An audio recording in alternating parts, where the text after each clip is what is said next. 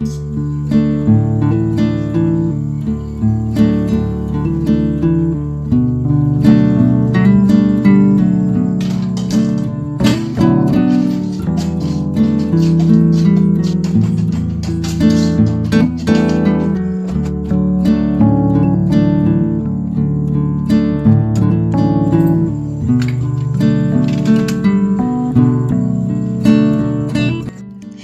मेरी सखी सहेलियां, जय जगन्नाथ। आशा करती हूँ आप लोग बहुत अच्छे होंगे।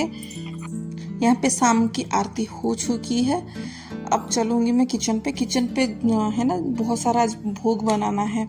तो उसके लिए है ना, पहले सुबह तो जो भी मैंने खाना वाना बनाई थी वो सब मतलब लगे हुए थे ना। तो वैसे तो किचन ठीक नहीं लगेगा, खाना कुछ भी भोग के लिए कुछ बनाऊँ तो अच्छा नहीं लगेगा। तो इसकी वजह से किचन को पूरा साफ कर लिया था। पूरा साफ करके नहा धो के फिर मैं आ गई थी मंदिर में, क्योंकि कान्हा को है ना अभी मतलब माँ के गोदी में डालेंगे या मतलब गर्भ में डालेंगे। तो मेरे पास जो है ना वो कान्हा जी जो है वो बहुत ही छोटे से हैं, बहुत ही छोटे से हैं। तो उनको ऐसे ही उनके पास थोड़ा सा मतलब एक ककड़ी और थोड़ा मतलब 1 रुपए और फूल, यही वाला फूल ही मुझे मिला था। यही फूल में ढक के उनको रख लेंगे। फिर अभी जो बर्तन है पूजा के लिए बनाऊंगी भोग, तो मेरा बर्तन थोड़ा अलग ही रहता है भोग के लिए। इसमें प्याज लहसुन इतना कुछ नहीं रहता है। इसमें बिना प्याज लहसुन का ही बर्तन है, तो इसी वाले बर्तन में ही मैं बनाऊंगी। तो इससे पहले है ना धो लिया था, थोड़ा सा धो के ही बनाऊंगी, नहीं तो पड़ा पड़ा है ना तो कुछ खराब सी ही लगेगा। तो यहाँ पे जो है दूध चढ़ा दिया था कढ़ाई में, और दूसरा तरफ है ना सब्जी के लिए मैं चढ़ा दूंगी कुकर को। और फिर थोड़ा सा आलू भी डाल दी थी, आलू को बॉईल कर लूँगी। फिर अभी जो भी ना साइड में देख रहे हैं पूरा भोग के लिए ना पूरा निकाल के रख दी हूँ, क्योंकि ना हड़बड़ी मच जाएगी फिर बनाते बनाते, ये चीज़ कहाँ है वो चीज़ कहाँ है, कुछ ना कुछ मैं भूल जाऊँगी। तो इसलिए साइड में सब पूरा एक पन्नी देख रहे हैं ना येलो कलर की, उसमें सब के सब लेके आ गई हूँ, रख दी कि जो भी चीज़ चाहिए उधर से मैं निकालते निकालते फिर मैं करूँगी। मेरे घर में तो यही है कि पूजा में है ना कान्हा के भोग में तो जाता ही यही है कि खीर, साबूदाना का खीर चढ़ा दी थी और उसमें थोड़ा सा केसर डाल दिया था। अच्छा स्मेल आता है और टेस्ट भी अच्छा लगता है। वैसे तो हम खाते ही हैं, तो फिर कान्हा के लिए फिर क्यों पीछे रहें करके। अब जो है चीनी जो है डाल दूंगी इसमें मीठा, क्योंकि साबूदाना है ना बहुत जल्दी पक जाता है, बिल्कुल टाइम नहीं देता है। और वो वाले खीर से ना ये वाला खीर बहुत अच्छा लगता है। इसमें कुछ नहीं मतलब मिल्क मेड नहीं, अमूल नहीं, कुछ नहीं, बिना डाले ही है ना एकदम मलाईदार एकदम खीर बनती है। पूरा एकदम थीकी थीकी सा, ऐसा लगेगा ना कि रस मलाई सिखा रहे हैं करके। बस इसमें रस मलाई होता नहीं है। और यहाँ पे बेटी भी मेरा फुल हेल्प कर रही है।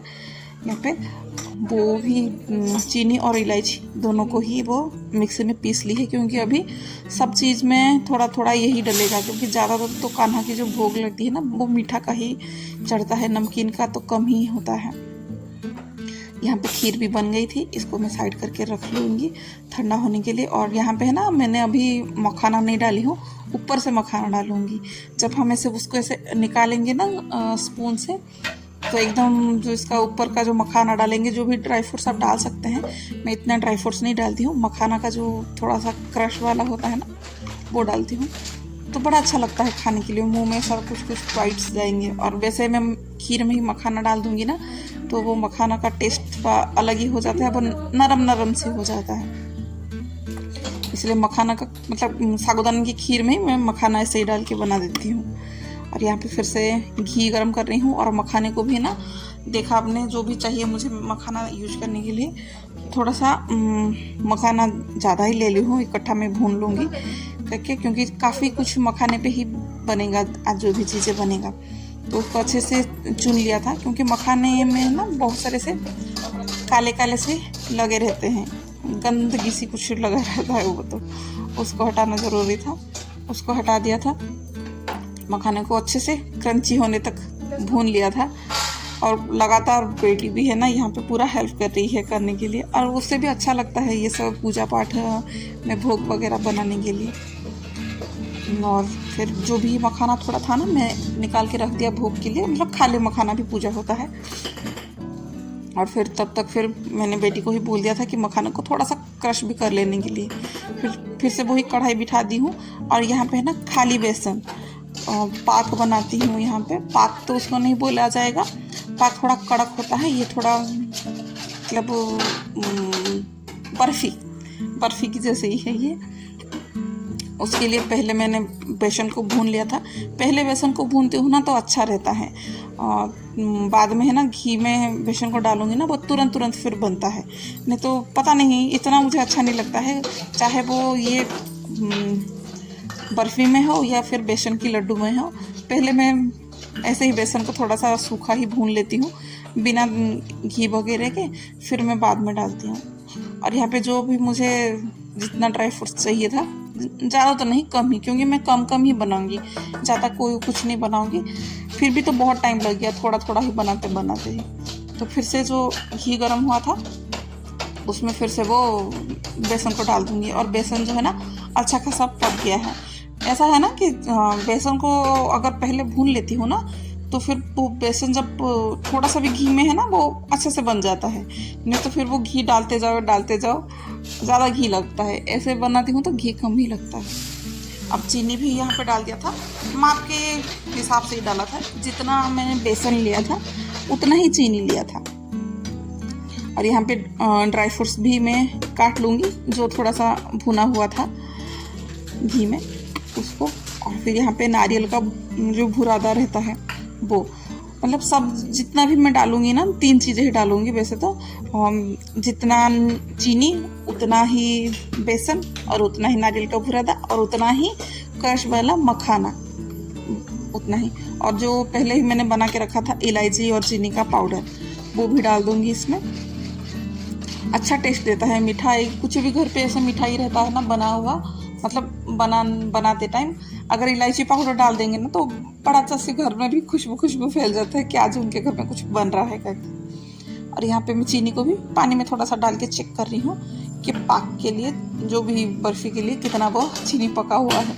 ज़्यादा तार वाला मैं नहीं बनाती हूँ, क्योंकि ज़्यादा तार वाला बनाऊँगी ना तो ज़्यादा ही कड़क हो जाता है, और मेरे घर में इतना कड़क कोई खाता नहीं है, इसलिए हल्का सा नरम जैसा है ना वैसा ही रहता है। और मेरे से ना यहाँ पे कुछ चीज़ स्किप हो गई है, मैंने थोड़ा सा यहाँ पे दूध का मलाई भी डाला हुआ था, पर वो पता नहीं स्किप हो गया है। अब इसको फिर चलाते फिर थोड़ा सा हल्का सा, मतलब थोड़ा सा जैसे थिक हो जाता है वैसे ही। अभी देख सकते हैं ना, अभी इतना ही है उसका, जो भी है इतना ही है, इतने पे ही निकाल देना है, नहीं तो फिर वो ज़्यादा ही कड़क हो जाएगा और सेफ नहीं पकड़ेगा, तो फिर बाद में फिर ना टूटता जाएगा। तो थोड़ा सा गरम ही उसको मैं शेप में दे दूँगी। और यहाँ पे चम्मच तो कर रही थी, पर चम्मच से इतना अच्छे से नहीं हो रहा था, तो एक कटोरी के पीछे थोड़ा सा घी लगा दी थी, और इसको है ना ऐसे चारों ओर पे मैं टैप करके है ना फैला दूँगी, उसमें से इक्वल में, और बड़ा अच्छे से सेट हो जाता है। नीचे तो घी लगा हुआ ही था थाली में, अब बस कटोरी में भी थोड़ा सा लगा के, जैसा आपको सेफ चाहिए वैसे ही सेफ में फिर बाद में काट देना। अब पूरा सेट हो गया है, थोड़ी देर फिर ठंडा होने के बाद फिर मैं काटूंगी। अभी गरम है तो काटने से इतना अच्छे से नहीं होगा, एक बार वो सेट हो जाए। और तब तक फिर मैं ना पूरी के लिए आटा भी गूंथ के रख दे रही हूँ। और यहाँ पे लड्डू को कोई काम करने नहीं मिल रहा है करके वो बहुत परेशान हो रहे हैं मेरी लड्डू गोपाल। और यहाँ पे जो बेटी, उसको काटना था बर्फी को, तो वो काट रही है यहाँ पे। अब देख सकते हैं ना कितना अच्छा सेफ में वो मतलब काट रही है, बड़ा नरम सा है और आराम से वो कट जाता है। फिर से मैं वही कढ़ाई में फिर से घी गरम कर रही हूँ, क्योंकि मुझे बनाना है क्या वो पंजीरी के लिए धनिया ले लिया था थोड़ा सा ही घी में, बस धनिया को फिर भी भूनूंगी अच्छे से। उसके बाद ही फिर मैं बाद में नारियल का भुरादा और फिर मखाना डाल दूंगी। वैसे मैंने बहुत पहले से ही, मतलब जन्माष्टमी दिन में ही ये सब बनाया था, पर तबीयत खराब होने की वजह से घर में सभी का ही खराब है। एक तो ये बदलता हुआ मौसम, जो इतना बारिश कर रहा है लगातार, धूप थोड़ा सा भी नहीं निकल रहा है यहाँ पे। अभी जाके कुछ दिन मतलब 1 दिन हुआ है 2 दिन हुआ है थोड़ा सा बारिश कंट्रोल में है, नहीं तो बहुत ज़्यादा बारिश की वजह से ना सभी का ही तबीयत ख़राब था। तो इसको एडिट करने के लिए टाइम ही नहीं मिला, क्योंकि ऐसा होता है ना कि तबीयत ख़राब होता है तो दवाई खाते हैं, और दवाई की वजह से ना बहुत ज़्यादा ही नींद आता है। बस दवाई खाते थे और सोते थे, इसका तबीयत उसका तबीयत ऐसे ही ख़राब हुआ चलता रहा था। अब यहाँ पे पंजीरी भी हो गई थी, पंजीरी को भी निकाल दूंगी। सब थोड़ा थोड़ा ही बना रही हूँ, देख सकते हैं ना कितना थोड़ा सा ही मैं बना रही हूँ। अब फिर से इसमें घी गरम कर लिया था, उसमें वही फिर जीरा डाल दिया था और थोड़ा सा मूंगफली, उसको भी अच्छे से बना लूँगी, मतलब भून लूँगी, क्योंकि जैसे भी हो ना मुझे 1 घंटे के अंदर इसको बना के फिर मुझे फ्री होना है करके। अभी जो है काजू भी डाल दिया था इसमें, अच्छा लगता है इसमें काजू डालते हुए, और थोड़ा सा कड़ी पत्ता, हरी मिर्च वो भी डाल दूँगी इसमें, अच्छा लगता है, थोड़ा सा क्रंचीनेस इस सब का चीज़ों में रहता है। तो और फिर यहाँ पे डाल दी थी मैंने आलू, और यहाँ पे जो बात हो रही है आप भी सुन लीजिए। क्या सोच रही थी पर वो बना दी मेरी मम्मी। उसको यही लग रहा था कि मैं मतलब खिचड़ी नहीं बनाऊंगी, साबूदाना की खिचड़ी नहीं बनाऊंगी। अगले साल बनाई थी तो वो पास में वही खड़ी होकर वही गुनगुन ही कर रही थी कि अगले साल बनाई थी, बहुत अच्छा बना था। सभी भोगों में मुझे तो यही खिचड़ी ही बहुत पसंद आई थी, इस साल नहीं बनाऊंगी। वैसे ही था उसके मन में, पर उसको पता नहीं था कि मैं साबूदाना की खिचड़ी बना रही हूँ करके। जैसे ही देखी ना बहुत ही खुश हो गई कि हाँ मेरी मम्मी साबूदाना की खिचड़ी बना रही, ऐसे करके। फिर तब तक फिर मैं भोग तो बन गया था, और फिर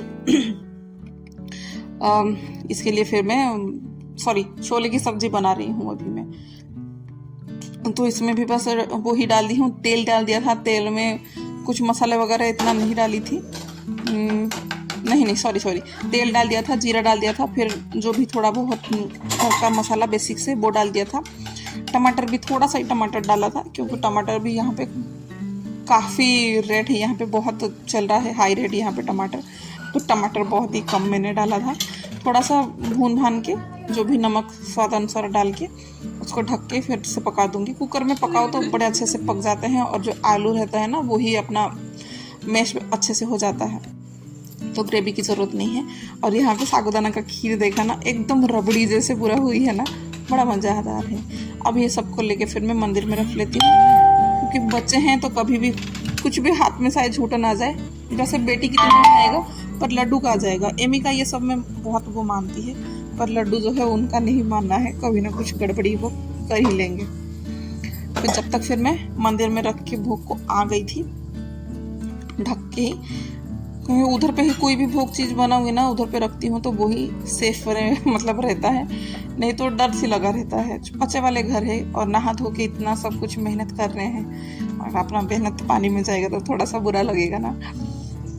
तो अभी जो है पूरी बना के रख लूँगी। यहाँ पे छोले की सब्ज़ी बन गई थी, अब बस पूरी बना के साइड करके रख लूँगी।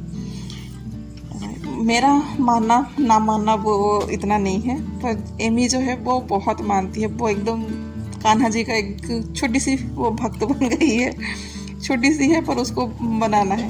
वैसे मैं पूरी सब्ज़ी नहीं बना रही थी, पर उसका था कि नहीं पूजा ख़त्म होने के बाद तो मैं तो जो खाऊंगी ना वो कान्हा का भोग ही खाऊंगी, तो क्या ही करूँगी, इतना वो मीठा मीठा खाएगी तो ठीक नहीं है, इसीलिए इसके लिए पूरी और सब्ज़ी बना दिया था।